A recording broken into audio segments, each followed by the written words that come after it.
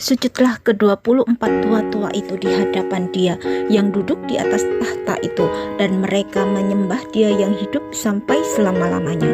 Mereka melemparkan mahkotanya di hadapan tahta itu sambil berkata, "Ya Tuhan dan Allah kami, Engkau layak menerima puji-pujian, hormat, dan kuasa, sebab Engkau telah menciptakan segala sesuatu, dan karena kehendak-Mu semuanya itu ada dan diciptakan." Yesus Kristus adalah Raja di atas segala raja dan Tuhan di atas segala Tuhan. Itu sebabnya dari sejak awal pelayanannya di atas muka bumi ini, Tuhan Yesus memberitakan, "Bertobatlah dari dosa-dosamu, karena tidak lama lagi Allah memerintah sebagai Raja."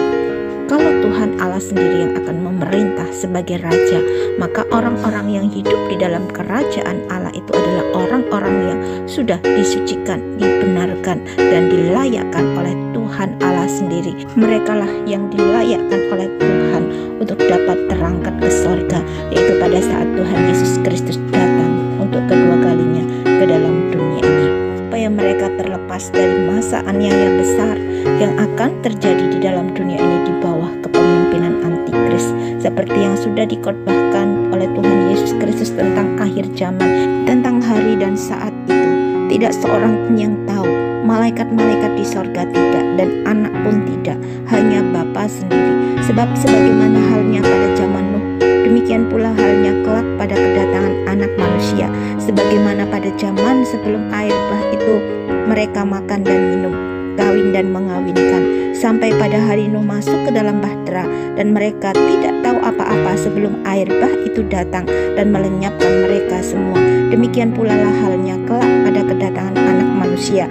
Pada waktu itu kalau ada dua orang di ladang, yang seorang akan dibawa dan yang lain akan ditinggalkan. Kalau ada dua orang perempuan sedang memutar batu giling, yang seorang akan dibawa dan yang lain akan ditinggalkan. Karena itu berjaga-jagalah, sebab kamu tidak tahu kapan harinya Tuhan datang. Namun ketahuilah, jika tuan rumah tahu jam berapa pada malam hari pencuri akan datang, sudah pasti ia berjaga-jaga dan tidak akan membiarkan rumahnya dibongkar. Sebab itu hendaklah kamu juga siap sedia, karena Anak Manusia datang pada saat yang tidak kamu duga. Jadi akan ada orang-orang yang terangkat ke sorga dan ada orang-orang yang akan tertinggal di dunia ini. Mereka yang tertinggal di dunia ini harus disucikan terlebih dahulu. Mereka harus dimurnikan imannya sebelum mereka menghadap Tuhan Allah. Tetapi orang-orang yang terangkat ke sorga harus menghadap tahta pengadilan Kristus untuk memberikan pertanggungan jawab di hadapan Tuhan Allah, karena ada hubungannya dengan pemberian pahala yang akan mereka terima. Tetapi segala sesuatunya akan tampak dan dinyatakan secara terbuka di hadapan umum. Sebab kita semua harus menghadap tahta pengadilan Kristus, supaya setiap orang memperoleh apa yang patut diterimanya sesuai dengan yang dilakukannya dalam hidupnya ini, baik ataupun jahat. Karena tidak ada yang tersembunyi di hadapan Allah, baik itu hati kita, pikiran kita, keinginan-keinginan kita, rencana-rencana kita, perbuatan kita, semuanya terbuka dan telanjang di hadapan Allah, baik secara fisik juga rohani. Dan tidak ada suatu makhluk pun yang tersembunyi di hadapannya, sebab segala sesuatunya telanjang dan terbuka di mata Dia, yang kepadanya kita harus memberikan pertanggungan jawab. Inilah yang ditakutkan oleh Rasul Paulus. Tapi aku melatih tubuhku dan menguasainya seluruhnya, supaya sesudah memberitakan Injil kepada orang lain, jangan aku sendiri ditolak. Rasul Paulus merasa sangat takut akan Tuhan Allah, akan adanya review ulang atas kehidupan dan pelayanannya. Rasul Paulus takut kalau hidupnya yang sia-sia dan mengecewakan Tuhan karena ketidaktaatannya kepada Allah. Demikian juga dengan kita sebagai orang-orang yang percaya. Pada saat kita menghadap tahta pengadilan Kristus, maka Tuhan Allah akan memeriksa kita secara terbuka, yaitu mengenai perbuatan-perbuatan kita yang tersembunyi. Sebab dengan itu mereka menunjukkan bahwa isi hukum Taurat ada tertulis di dalam hati mereka, dan suara hati mereka turut bersaksi, dan pikiran mereka saling menuduh atau saling membela.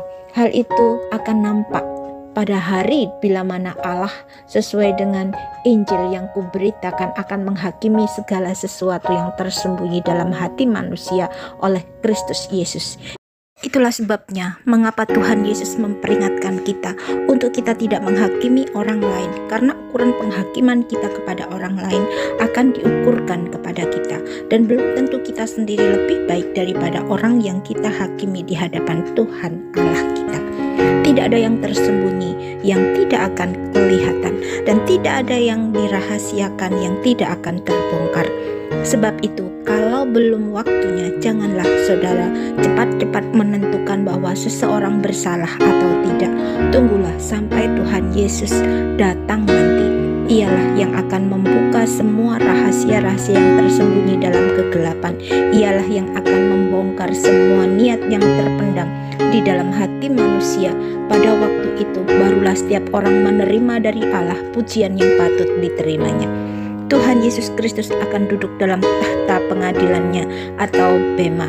Jika kehidupan dan pelayanan kita kaya dengan pekerjaan-pekerjaan yang baik dan pekerjaan kita tahan uji, maka kita akan menerima upah pada tahta pengadilan Kristus nantinya. Tetapi jika kehidupan dan pelayanan kita tidak tahan uji dan terbakar, maka kita akan mendapat upah sedikit, atau bahkan mungkin kita tidak akan menerima upah sama sekali. Prinsip-prinsip penilaiannya adalah kita seperti gedung Allah yang akan digunakan dalam tahta pengadilan Kristus, karena pondasi bangunan kita adalah Tuhan Yesus Kristus sendiri, Sang Juru Selamat semua orang yang percaya kepadanya. Kemudian barulah kita membangun gedung Allah, yaitu diri kita sendiri di atas pondasi yang benar, yaitu Tuhan Yesus Kristus. Sesuai dengan anugerah Allah yang diberikan kepadaku, aku sebagai seorang ahli bangunan yang terampil telah meletakkan dasar, dan orang lain membangun terus di atasnya. Namun tiap-tiap orang harus memperhatikan bagaimana ia harus membangun di atasnya, sebab tidak ada seorang pun yang dapat meletakkan dasar lain daripada dasar yang telah diletakkan, yaitu Yesus Kristus. Entah orang membangun di atas dasar ini dengan emas, perak, batu permata, kayu, rumput kering, atau jerami, kelak pekerjaan masing-masing orang akan tampak, karena hari Tuhan akan menyatakannya, sebab hari itu akan dinyatakan dengan api, dan bagaimana pekerjaan masing-masing orang akan diuji oleh api itu. Jika pekerjaan yang dibangun seseorang tahan uji, ia akan mendapat upah. Jika pekerjaannya terbakar, ia akan menderita kerugian. Ia sendiri akan diselamatkan, tetapi seperti dari dalam api. Apa yang telah Tuhan Yesus perbuat, yaitu pengorbanannya sampai mati tergantung di atas kayu salib, itu adalah untuk menebus dosa-dosa kita manusia dengan pembayaran tunai, yaitu darahnya sendiri. Sebab inilah darahku, darah perjanjian yang ditumpahkan bagi banyak orang untuk pengampunan dosa-dosa. Semuanya sudah selesai, dan Tuhan Yesus Kristus sendiri yang menyelesaikan masalah manusia, yaitu dosa, iblis, dan maut.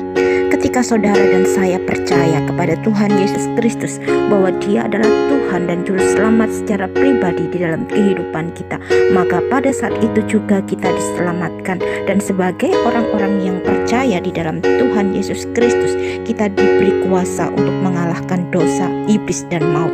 Inilah kasih karunia Allah yang sangat besar kepada kita, orang-orang pilihannya. Dan setelah kita tahu dan mengenal kebenaran Allah bahwa kita adalah orang-orang yang diselamatkan, barulah kita membangun hidup kita di atas dasar Kristus dengan bahan-bahan yang kekal, yaitu emas, perak, batu permata, sehingga kita mendapat upah, bukan untuk mendapatkan keselamatan, karena keselamatan itu adalah karya Tuhan Allah sendiri. Tetapi kalau kita membangun hidup kita dengan bahan-bahan seperti kayu, rumput kering, dan jerami, maka kita tidak akan mendapat upah pada tahta pengadilan Kristus nanti. Saudara-saudara sudah menerima Kristus Yesus sebagai Tuhan, sebab itu hendaklah saudara hidup bersatu dengan Dia dan berakar di dalam Dia. Hendaklah saudara membangun hidup saudara dengan Kristus sebagai dasarnya. Iman saudara hendaknya menjadi makin kuat menurut apa yang sudah diajarkan kepada saudara, dan hendaklah hati saudara meluap-luap dengan ucapan terima kasih. Tuhan Yesus Kristus datang untuk kedua kalinya sebagai Raja kemuliaan. Dialah Raja di atas segala raja dan Tuhan di atas segala Tuhan. Tuhan Yesus Kristus datang segera untuk orang-orang pilihannya yang sempurna, buah yang matang dan bukan buah yang mentah. Tetapi seperti yang diungkapkan Tuhan Yesus Kristus tentang perumpamaan gadis-gadis yang bijaksana dan gadis-gadis yang bodoh. Karena baik gadis-gadis yang bijaksana dan gadis-gadis yang bodoh itu sama-sama menantikan mempelai. Hanya saja yang membedakan gadis-gadis yang bijaksana itu membawa pelitanya dan minyak dalam buli-buli mereka, sedangkan gadis-gadis yang bodoh membawa pelitanya tetapi tidak membawa minyak. Tapi karena mempelai itu lama tidak datang-datang juga, mengantuklah mereka semua lalu tertidur. Tetapi pada tengah malam terdengarlah suara yang berseru, "Mempelai datang, sambutlah dia." Gadis-gadis yang bodoh dan gadis-gadis yang bijaksana itu bangun semuanya, lalu membereskan pelita mereka. Gadis-gadis yang bodoh berkata kepada gadis-gadis yang bijaksana, "Berikanlah kami sedikit dari minyakmu itu, sebab pelita kami hampir padam." Tetapi gadis-gadis yang bijaksana itu berkata, "Tidak, nanti tidak cukup untuk kami dan untuk kamu. Lebih baik kamu pergi kepada penjual minyak dan beli bagimu sendiri."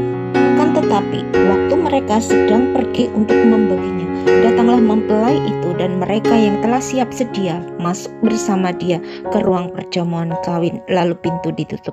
Kemudian datang juga gadis-gadis yang lain itu dan berkata, "Tuan, Tuan, bukakanlah pintu bagi kami." Namun ia menjawab, "Sesungguhnya aku berkata kepadamu, aku tidak mengenal kamu.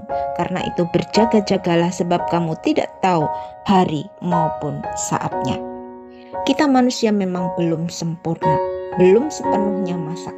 Tetapi kalau ada Roh Kudus di dalam kehidupan kita, maka Roh Kudus yang akan menolong kita, menyertai kita, memampukan kita untuk kita dapat bertahan dan menyelesaikan pertandingan kita sampai pada akhirnya, bahkan sampai Tuhan Yesus Kristus datang untuk kedua kalinya.